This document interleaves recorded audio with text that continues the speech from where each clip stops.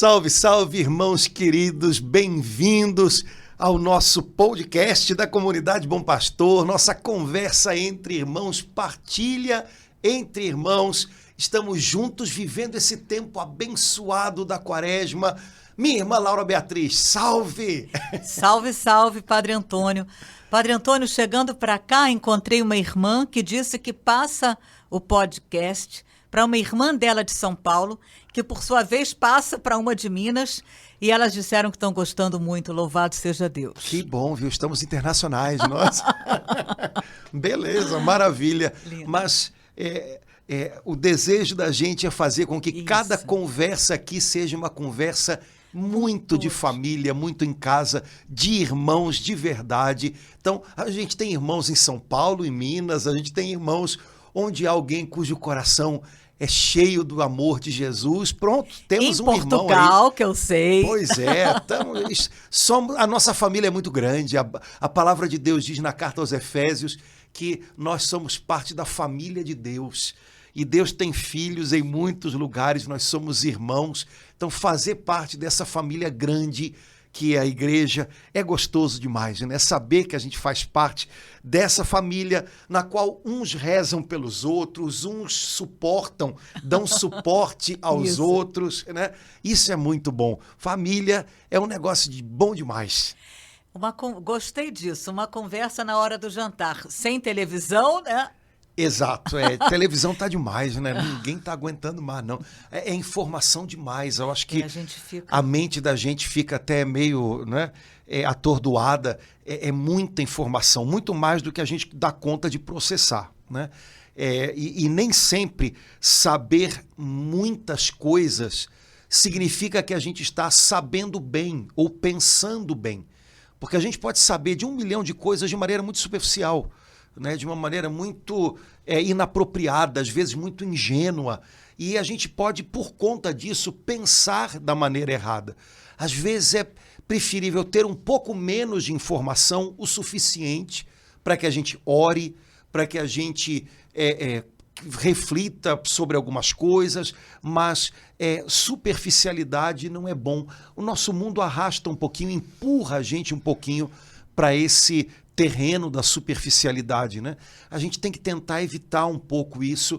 Sei que é complicado porque a televisão, a internet, o celular estão tudo aí na mão da gente o tempo inteiro, mas tomar cuidado, né?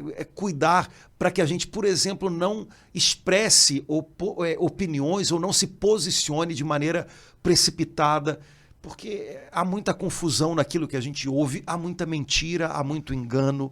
Então é preferível, pelo menos antes de replicar informações ou se posicionar, contar até 10, checar algumas coisas, né? Então, a cabeça da gente não dá conta de tudo isso não, senão a gente pira. E a gente sabe que há muitas pessoas nesse tempo de pandemia, agora por conta de notícias de guerra e tal, muitas pessoas cuja mente andou adoecendo um pouquinho, né? Funcionando de um jeito que não é legal. Então, vamos aproveitar o tempo da Quaresma, que é um tempo de mais moderação em tudo, um tempo de mais recolhimento. E quem sabe se a gente freia um pouquinho nessa abertura exagerada dos nossos sentidos, né, para aquilo que está fora, né? Os nossos sentidos são a janela da nossa alma. Então, é por aqui que tudo que está fora entra e faz morada aqui dentro, né? Quem sabe se a gente pudesse aproveitar a Quaresma para ser um pouco mais ponderados, equilibrados naquilo que a gente deixa entrar. A nossa mente, ela não seria, vamos dizer assim, beneficiada por isso com um pouco mais de saúde, né? Saúde psíquica, né? A gente está bem no meio da Quaresma, né, Padre Antônio? Terceira semana, então. Eu estava exatamente lembrando do primeiro podcast que o senhor falou, usou essa palavra, recolhimento, sobriedade também, né? Sobriedade. Então, nesse momento que a gente está em pleno meio da Quaresma, foi muito bom para a gente retomar como é que a gente está vivendo, né? Daqui por diante, o que a gente viveu até agora, até há pouco tempo atrás, está na misericórdia de Deus, mas do que Deus tem para nós, né? E o que a gente tem para Deus daqui por diante, nesse meio da Quaresma até a Semana Santa, acredito que o Espírito Santo tem muita coisa a fazer e creio, pelo menos na minha vida, que uma delas é isso, como o senhor falou, um recolhimento a mais para não ficar assim tão... Que às vezes até na hora de dormir você quer orar e fica com aquelas imagens todas, né, na sua cabeça. Às vezes isso acontece comigo. E a sobriedade também, né, Padre Antônio, na televisão. No iniciozinho da quaresma, se eu não me engano, na quarta-feira de cinzas aqui no Rio, o folheto da liturgia da missa que a Arquidiocese propôs para a gente, né, trazia, se eu não me engano, é o 4º prefácio da quaresma. Prefácio é aquela primeira parte da oração eucarística, antes da gente adorar a Deus dizendo santo, santo, santo, né? Aquela parte anterior que começa com o Senhor esteja convosco, aquela conversa do padre com a comunidade, esse pedaço é chamado prefácio. E esse pedaço muda de acordo com o tempo litúrgico. A quaresma tem alguns, se não me engano, 5 prefácios que o padre pode ir escolhendo rezar ao longo do tempo da quaresma, né? E se eu não me engano, na quarta-feira de cinzas, foi o prefácio número 4 da quaresma. E eu achei lindo porque esse prefácio dizia quais são os objetivos de Deus, qual é o trabalho de Deus na alma da gente durante o tempo da quaresma. Então dizia lá, com a observância da quaresma, o Senhor corrige os nossos vícios. Assim mesmo? Então, primeira coisa legal, né? Vício Uau, é uma atitude que eu tenho que se tornou tão comum, tão repetida, que eu às vezes nem percebo, né? Não dou conta. Então, durante a quaresma, se eu vivo um tempo de moderação, de mortificação, de recolhimento, né, de ponderação naquilo que eu deixo entrar pelas janelas da minha alma, né? O Senhor corrige os meus vícios, ou seja, Ele vai me tirando daqueles comportamentos, às vezes até compulsivos, né, que me dominam, que eu faço sem que eu nem perceba, né? Então, olha que legal. Corrige os nossos vícios. A segunda coisa que o prefácio dizia é que o Senhor, na quaresma, eleva os nossos sentimentos. E eu achei isso muito lindo. Ai, lindo, Padre Antônio. Porque o mundo parece que abaixa os nossos sentimentos, né? O mundo puxa a gente para uma dimensão em que os nossos sentimentos acabam se tornando muito brutos, né? Então, o que são os sentimentos de baixo? É o impulso da raiva, é o impulso do julgamento. Da reclamação. Veja, eu sinto, né? De repente, eu nem programo, eu simplesmente sinto. Mas são sentimentos, são reações a coisas que me puxam para baixo. Então, são sentimentos, eu não vou saber dizer o nome, o adjetivo, são sentimentos para baixo, né?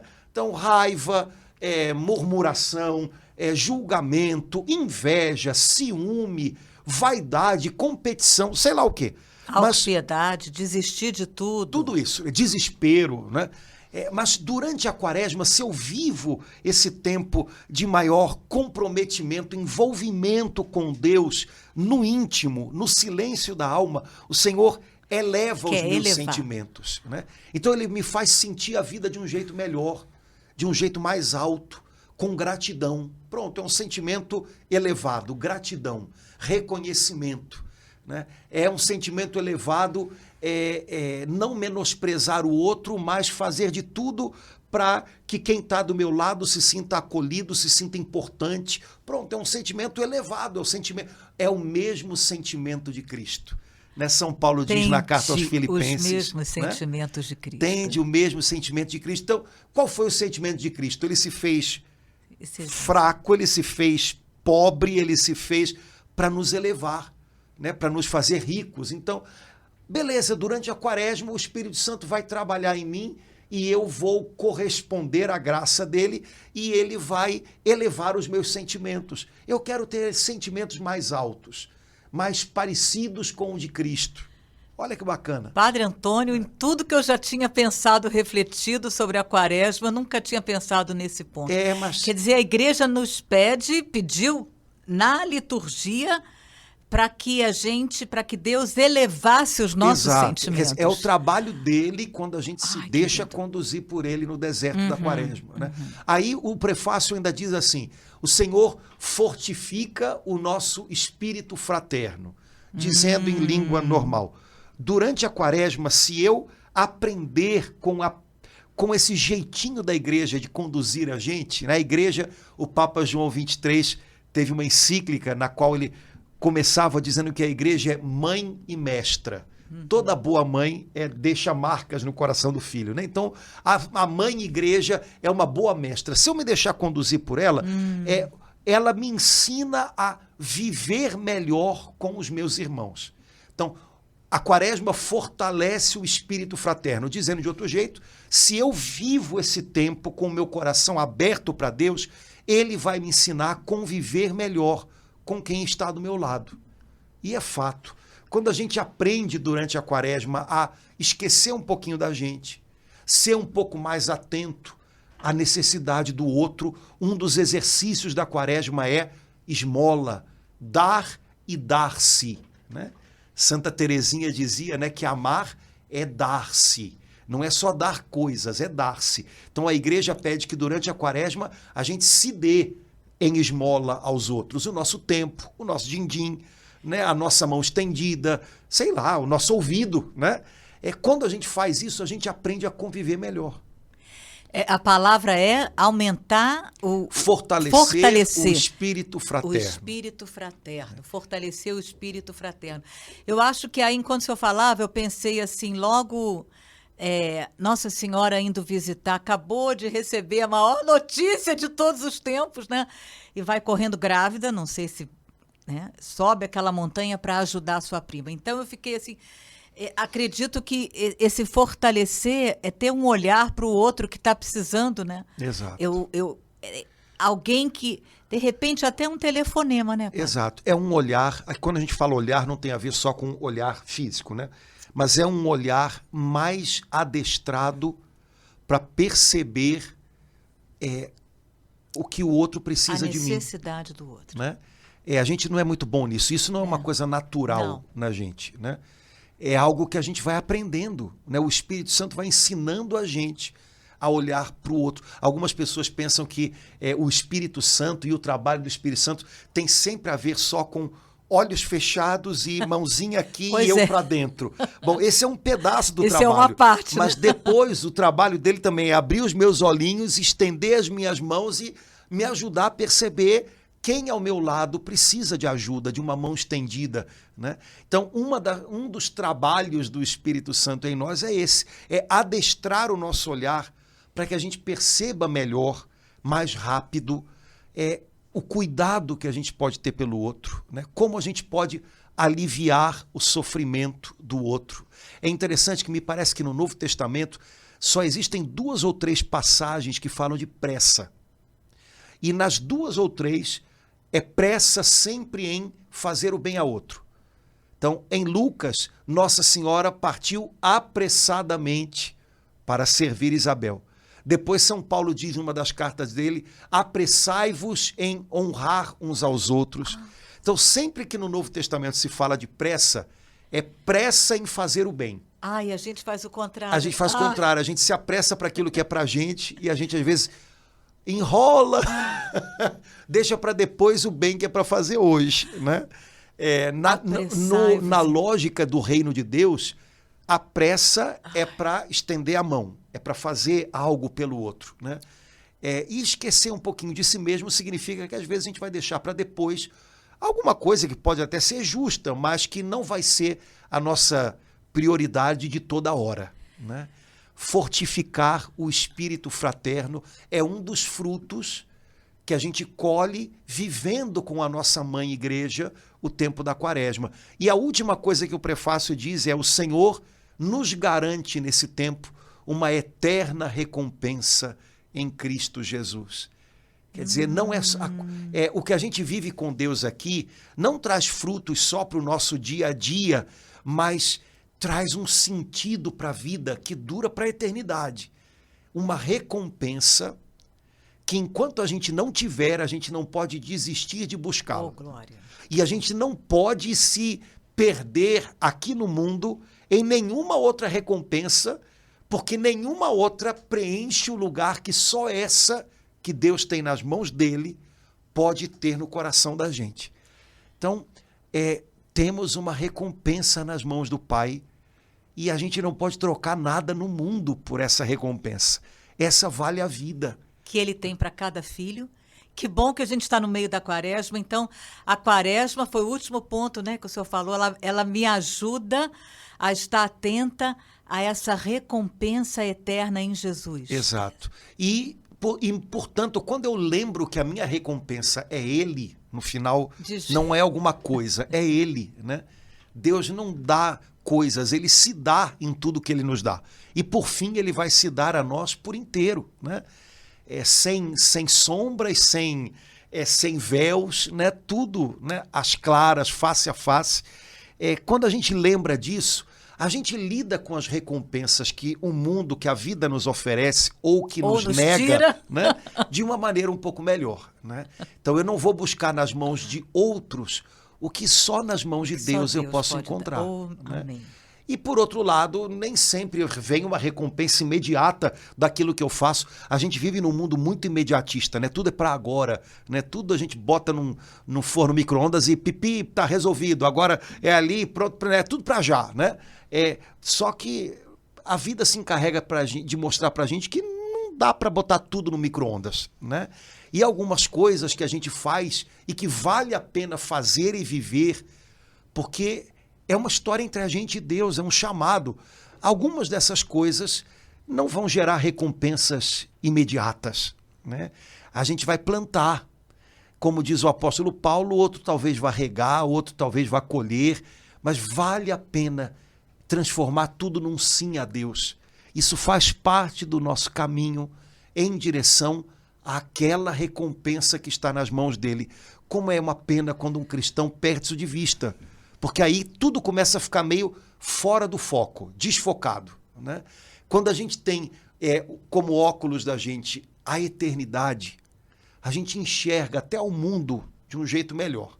Quando a gente tira a eternidade da vista, as coisas ficam embaçadas, um degrau que parecia mais perto, ele está mais longe, e por aí vai. Então, eu acredito que esse prefácio da Quaresma, ele, pelo menos para mim, disse coisas muito lindas, né? Ao final dessa Quaresma, quando nós estivermos celebrando o domingo da ressurreição do Senhor, nós vamos estar menos viciados, ou seja, menos escravos, menos arrastados pelos nossos impulsos, que a gente nem percebe o quanto nos comandam. Quando chegar o domingo da Páscoa, da ressurreição desse ano, a gente vai estar com sentimentos mais elevados, a gente vai estar com o sentimento de Cristo mais nítido dentro da gente. A gente vai estar convivendo melhor com quem está do nosso lado, porque o Senhor vai ter fortalecido o nosso espírito de irmãos e a gente vai estar com o nosso olhar firme na recompensa que é o próprio Jesus. Padre Antônio, essa palavra sem recompensa foi muito forte, está sendo, né? Acho que ela foi assim, no alvo, mostrar algo que realmente é difícil a gente, de uma forma ou de outra, a gente está sempre esperando alguma recompensa de A, B, C, da família, das pessoas, do mundo, da sociedade. Então, foi muito bem, caiu muito bem essa palavra, não tinha pensado nisso, nunca pensei da gente repensar, reavaliar, pedir, estamos no meio da Quaresma, dá tempo de que ter o olhar, principalmente quando eu estiver assim muito envolvida, quase oprimida, triste, porque eu esperava uma recompensa que eu não tive, saber que Jesus é a minha recompensa. E o Senhor, mais de uma vez, falou, né, aos seus discípulos, olhem, cuidado, não façam como aqueles que dão esmolas esperando que alguém veja, ou oram em lugares de destaque para que as pessoas imaginem que eles são pessoas boas. Já receberam a sua recompensa. Já receberam. Essa frase é braba, né? Já imaginou? Então não vai ter nada. Não, era isso que você esperava, que as pessoas imaginassem que você é uma pessoa boa? Tá bom, você já recebeu a sua recompensa. Era isso que você esperava, que alguém curtisse a foto que você colocou da sua bondade, a sua bondade ostensiva? Tá bom, as pessoas já curtiram, já recebeu a sua recompensa. Já está aí, era o que você esperava. Saber pelo que a gente luta, saber pelo que a gente se gasta, me parece que isso é muito necessário, né? Porque quando a gente não sabe isso, qualquer coisa vira recompensa. Qualquer coisa. Qualquer coisa vira sorrisinho. Recompensa. E qualquer outra coisa vira um desafio excessivo, grande demais, né? Uma pessoa que não sabe pelo que luta, uma pessoa que não sabe pelo que ela se move, diante da primeira cruz, ela pensa, bom, não é o caminho, esse não é o caminho, não é por aqui, afinal não era isso que eu imaginava. Mas quando, na verdade, a vontade de Deus sempre passa pela cruz, né? Toda a obra de Deus aqui na Terra é marcada com o sinal da cruz.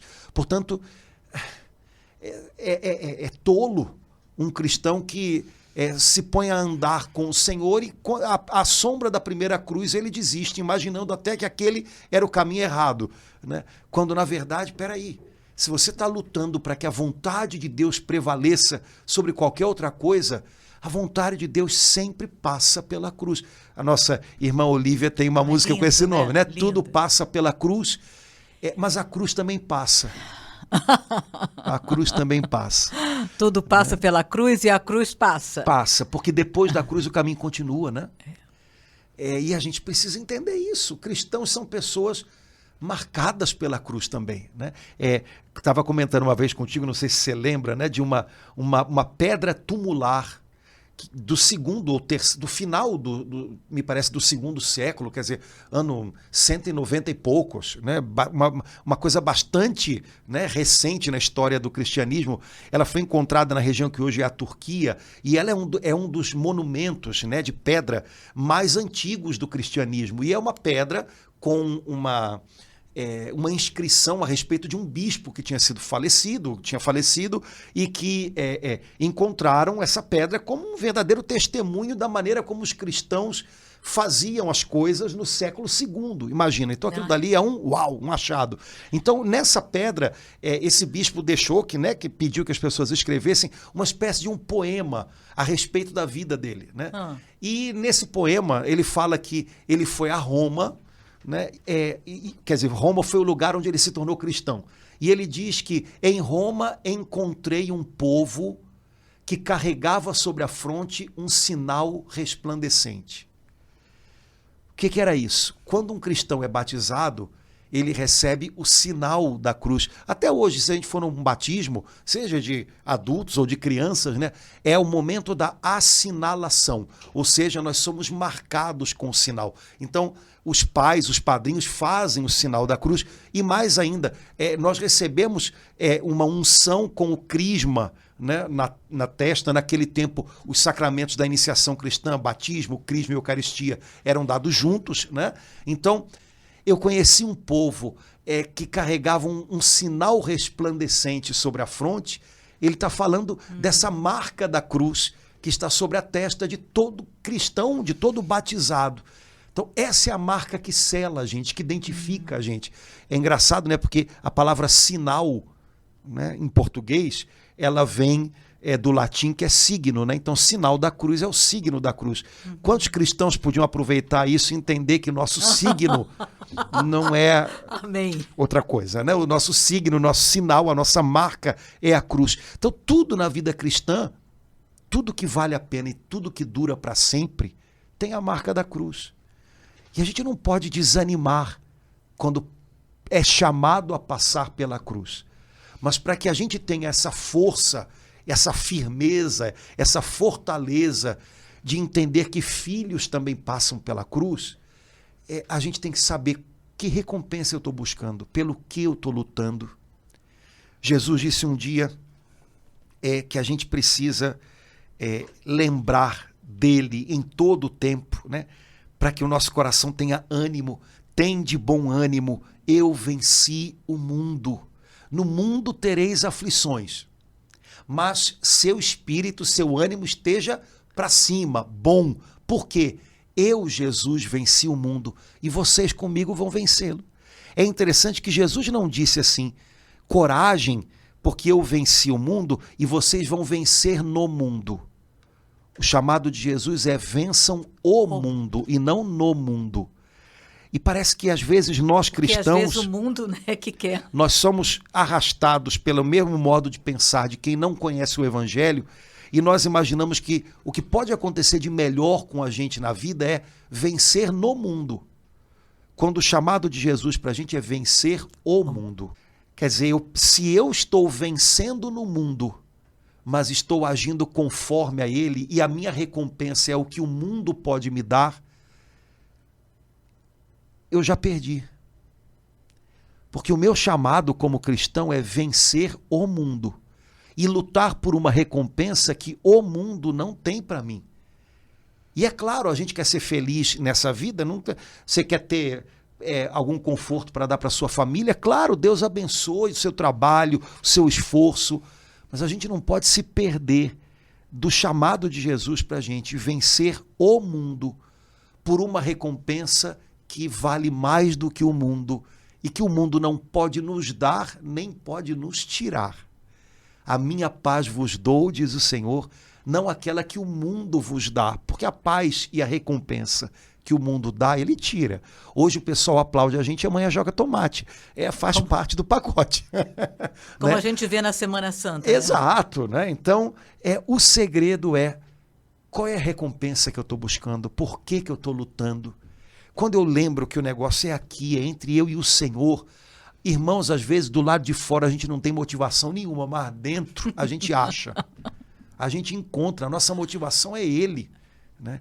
Então a gente sabe qual é o motivo. E quando a gente sabe qual é o motivo, há um filósofo que diz isso, quando a gente sabe o porquê, a gente enfrenta qualquer como. Como são as circunstâncias, porquê é o motivo, né? Então vamos embora, né?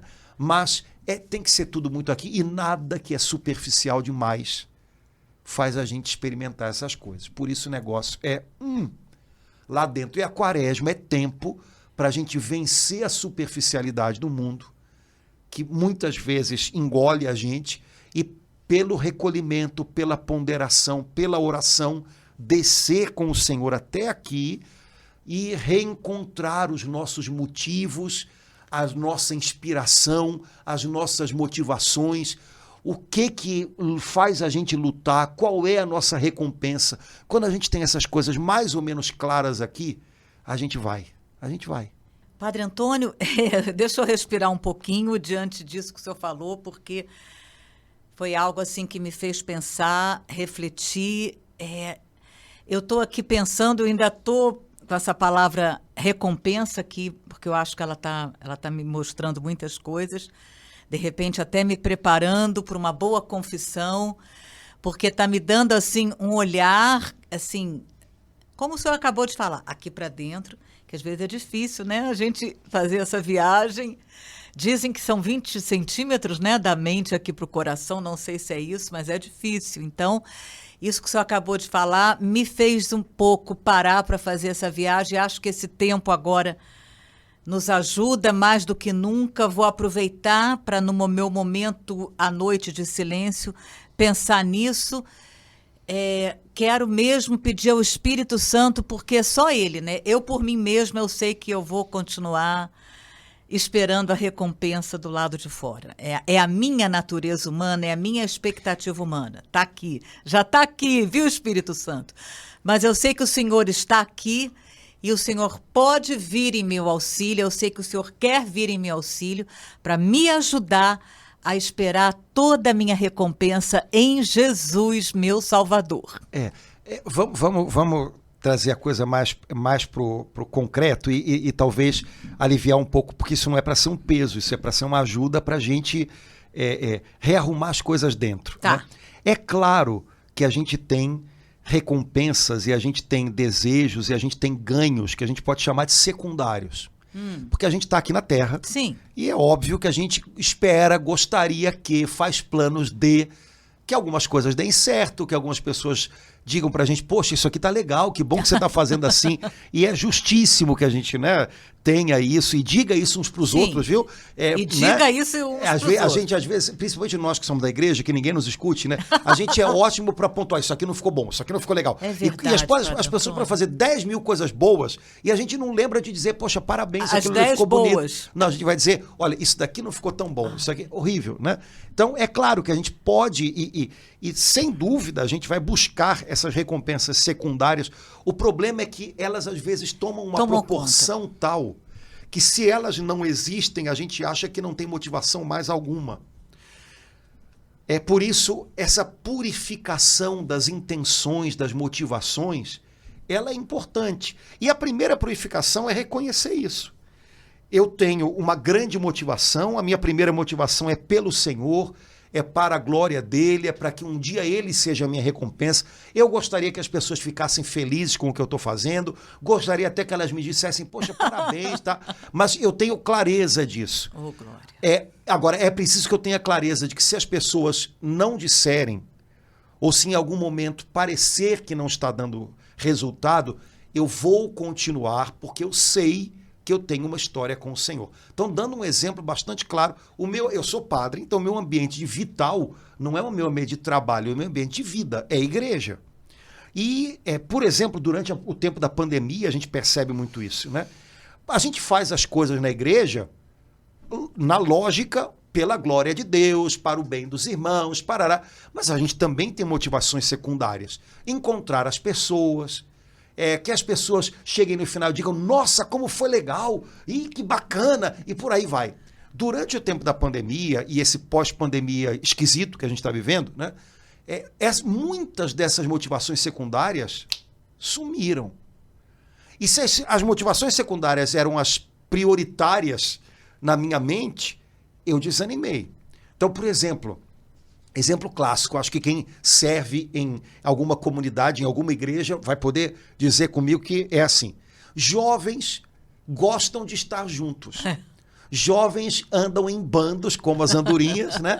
Porque eles se identificam, e identificar-se para os jovens é um sinal de aprovação. Eu faço parte de um negócio que é maior do que eu, que legal, que bom, ok. Obviamente, durante o tempo da pandemia, e durante esse tempo de volta em que o pessoal não sabia se ia para a igreja, não ia, quando não ia, né? Fico em casa que está mais gostoso, né? Assistindo pela TV e tal. Os jovens, em qualquer lugar, os jovens desapareceram das igrejas. Bom, estão voltando os que são movidos, além das motivações secundárias, por uma motivação fundamental, que é a sua vida com Deus. Porque os que não tinham isso arrumado, não vou não, tá uma preguiça, né? Eu não sei se eu vou encontrar fulano ou beltrana. Pronto, as coisas que tinham que ser secundárias, elas tomam um peso excessivo. E isso não serve só para jovem, também para quem é grande, né? Então, esse exemplo foi ótimo. Né, eu acredito que nesse tempo que a gente está passando, que é um tempo em que a porta estreita, nós estamos lembrando que ela continua estreita, né? Ele está sendo um tempo porque o Senhor dá para a gente uma chance da gente purificar as nossas motivações, as nossas intenções e entender bem, escuta, como é que estão as suas prioridades aí dentro. Você percebeu que o desânimo que você está reclamando, que tomou conta de você, pode ter a ver com o fato de que agora, por exemplo, no seu grupo de oração não tem mais 150 pessoas, tem 20. E é muito mais legal fazer para 150 do que para 20. Emocionalmente, você tem muito mais retorno quando você tem 120 na sua frente do que quando você tem 20. E isso é natural, somos gente, ok, sem estresse nenhum com isso. Só que quando a gente reconhece e conversa com a gente sobre essas coisas e começa a arrumá-las, a gente é capaz de dar nome aos bois. Na verdade, o que eu estava chamando de desânimo é porque as minhas motivações secundárias, que eram muito fortes para mim, eu estou tendo que perceber que agora elas não estão acontecendo, a recompensa secundária eu não estou tendo, e aí? Continua valendo a pena pelo motivo maior? Ou então a vontade que dá é entregar os pontos? Eu acho que muito do nosso serviço nas igrejas, muito do nosso retorno ou não retorno para a igreja, de muita gente que ainda não sabe se vai, se fica, no fundo tem a ver com isso. que não é uma coisa que tem a ver só com a igreja, tem a ver com a casa da gente, porque a nossa vivência com a nossa família faz parte do nosso chamado, da nossa vida com Deus. A gente não vive com Deus só quando está dentro da igreja. Nossa vida com Deus tem a ver com tudo. Tem a ver com o lugar onde a gente trabalha, a maneira como a gente lida com as pessoas no nosso trabalho. Se a minha motivação primeira não é a recompensa que eu sei que o Senhor é para mim e que só Ele pode me dar, e é por essa que eu estou lutando. As motivações secundárias, as recompensas secundárias, elas vão ter um peso muito maior do que deviam, e na falta delas, eu vou entregar os pontos, né? Então, acho que seria uma boa maneira da gente pensar uma série de coisas que a gente pode ir começando a viver mais de qualquer jeito, sabe? Pensando que é desânimo, quando na verdade é uma chamada de atenção do Senhor. Ei, quais são os seus motivos? Quais são os seus motivos? E aí ele dá uma chacoalhada lá dentro. A gente percebe, de repente o meu motivo é porque eu estava querendo, no fundo, usar aquelas pessoas, aquele serviço para receber uma recompensa afetiva, um aplauso, um sinal de que eu faço parte de alguma coisa. Gente, zero problema em reconhecer isso. Mas quando a gente reconhece, ajuda. Porque aí a gente sabe com o que a gente está lidando aqui dentro, quando a gente se sente, por exemplo, desanimado. Não é desânimo. Eu estou desanimado. Eu vou fazer o quê? Vou jogar da ponte. Não, não é bem desânimo. É porque eu agora tenho que fazer colocando o foco na motivação primeira, que não é imediata, e as motivações secundárias não estão muito ao meu alcance, até porque não dependem tanto de mim, né? Porque eu não posso, muitas vezes, controlar se as pessoas vão estar lá, não vão, se vão gostar ou não vão, sei lá o quê. Olha, até a máscarazinha. Menina, pregar para o povo de máscara, é muito... Porque você não vê se as pessoas estão rindo, estão com vontade de te xingar, você não vê. Então você não tem aquela troca que, do ponto de vista afetivo e emocional, já é uma recompensa. Então, eu não sei os outros colegas como é que se podem falar, mas durante 1 ano e pouco, pregar para pessoas com máscara, só vendo, quando vê, né? Olha, é um negócio, porque aquela troca que de alguma maneira é combustível, é recompensa, nem ela você tem. Então, meu amigo, segura na mão de Deus e vai, como diz a musiquinha, né? Mas é um bom exercício, né? É um bom exercício. E aí, Laura, nem falamos de nada do que a gente tinha programado. Nem chegamos no assunto, né? Mas a gente está chegando na quaresma, na metade da quaresma, não é isso? Estamos caminhando para quê? Já para o 4º domingo do tempo da quaresma? O 4º domingo, Padre Antônio, eu amo que ele tem um nome tão especial, né? 4º domingo do tempo da quaresma é o domingo letare, domingo em que a igreja nos chama alegrai-vos. Engraçado, né? No meio da quaresma, no meio né? da quaresma. É como se a igreja dissesse, olha, tá tenso o negócio, mas não perca a alegria, não perca o ânimo, não esqueça o motivo dessa caminhada, né? Acho que a igreja, como o senhor falou, é mãe e mestre, ela sabe que nesse meio da 4ª semana da quaresma a gente precisava de um né? domingo letare. Eu, quando era criança, eu nunca mais esqueço, alguém, que eu já não lembro quem era, não sei se foi o Padre João de Deus, que foi o meu pároco, se foi em algum outro lugar, mostrou pra gente por que os paramentos no 4º domingo da quaresma são rosa. Aí ele pegou uma estola roxa, pegou uma estola branca e falou, olha... Se juntar essa com essa, dá o quê? Todo mundo, a gente rosa! Então, é por isso. Porque a igreja está mostrando para a gente que a nossa vida é feita de sacrifícios e recompensa. A nossa vida é feita de cruz e de vitória. A nossa vida é feita assim, né? Dessa mistura de roxo e branco, que é o rosa, né? Então, se a gente lembrasse disso, eu acho que a gente, né, ia conseguir levar a coisa de um jeito melhor. Quando a gente está nos dias roxos, que na linguagem da igreja são os dias tensos, a gente lembrar que eles não vão durar para sempre. Portanto, vem a recompensa. Tudo passa pela cruz, mas a cruz também passa.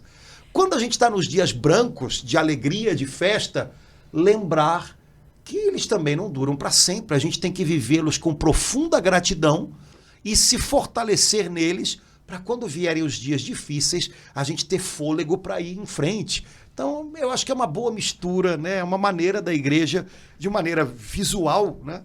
Ajudar a gente a entender um pouquinho o caminho que a gente está fazendo ao longo da vida toda, né?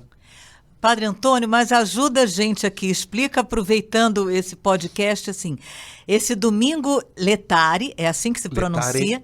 Letare, Domingo da Alegria. Então, a igreja propõe um Domingo da Alegria em plena, no meio da quaresma, para que nos dá um novo fôlego. Lembrar que quaresma faz parte da quaresma, a alegria do Senhor é a nossa força, é por aí? Exatamente, é bem isso, né? É como se fosse, tem uma expressão que a gente usa na liturgia em algumas orações de ofertório, né? É uma pausa restauradora, né? Então estamos atravessando o deserto, mas calma, respira, renova o fôlego. Então, quarto domingo da quaresma é esse momento em que, na nossa travessia pelo deserto, como povo de Israel, como Jesus, a gente já passou da metade da jornada, da metade do caminho, e a igreja, de algum modo, na liturgia, diz pra gente, olha, não desista, você vai em direção à cruz, mas também vai em direção à ressurreição. Portanto, é um domingo para renovar as forças, para tomar um fôlego novo no nosso caminho, não só no caminho litúrgico, mas no caminho da vida, com a certeza de que nossa vida é feita desse jeito, é assim, ela é entretecida de dias em que tudo é complicado, é difícil, com dias em que a gente experimenta a alegria de Deus fluindo no nosso coração. Então, quarto domingo da quaresma, domingo Letare, vamos viver esse dia como uma oportunidade para renovar o nosso fôlego, para nos encher de esperança em Deus. A gente passa pela cruz, mas a cruz também passa. E vamos em frente. Ai, que beleza! Olha, que o Senhor dê um domingo Letare cheio da alegria do Senhor para cada irmão, para cada irmã, para cada família. Linda essa explicação, Padre Antônio, gostei demais. E vamos nós, estamos caminhando, vamos pelo deserto. Beleza, minha irmã Laura Beatriz, estamos juntos, vamos parar por aqui, senão o povo não aguenta. E semana que vem continuamos vivendo o tempo da quaresma, vamos conversar um pouquinho mais sobre essas coisas todas, não é isso? Vamos lá. Sim. Um abração, Deus abençoe. Deus abençoe, irmãos. Até logo. Tchau, tchau. Irmãos.